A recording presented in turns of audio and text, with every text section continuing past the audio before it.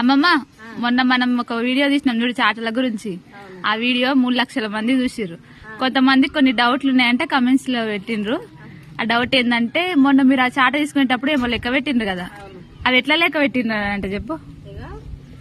అంబలి గువ్వ అంబలి గువ్వ అంబలి గువ్వ అంబలి గువ్వ అంబలి అంటే ఇక్కడ అంబలి అంటే ఇక్కడ కూడా అంబలే రావాలి కదా. ఇక్కడ కూడా అంబలే రావాలన్న.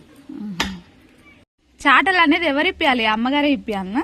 పైసలు ఇస్తే తెచ్చుకోవాలి. పైసలు ఇస్తారు. అమ్మగారు ఇప్పారు కొన్ని చాటలు ఉంటే నీకు అంత లేని వాళ్ళు అయితే పైసలు ఇస్తే అక్కడ పోయి రోజుకి మీరు తెచ్చుకోవాలి. కానీ తన మాత్రం తెచ్చుకోవద్దు. తెచ్చుకోవచ్చు మనం, అంటే మన ఇంట్లో అవి వస్తే మనం తెచ్చుకోవచ్చు. కానీ తల్లి గారిది ఒకటి ఏంటంటే ఏం పెట్టినాడు ఈ మాట్లాడిన మాట అది పెద్ద మనుషులు అంటుంది కదా. పాత చాటలు అంటే పడేయచ్చా? పడేయచ్చు. కొమ్ములో చాటు జరగదు. కొమ్ము ఈ కొమ్ము లేని చాట అసలే జరగదు.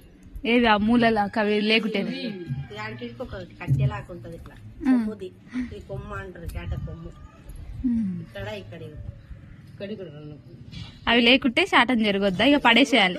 పడేసేయాలి. ఇక అది ఎంత కొత్తగా ఉందని కొమ్ము వీకేస్తే పిల్లలకి ఇట్లా పడేసేయాలి. పైసలు చాటలు తీసుకునేటప్పుడు ఖచ్చితంగా 2 తీసుకోవాలి కదా, 2 తీసుకోవాలి. ఒకటి తీసుకోవద్దు కదా.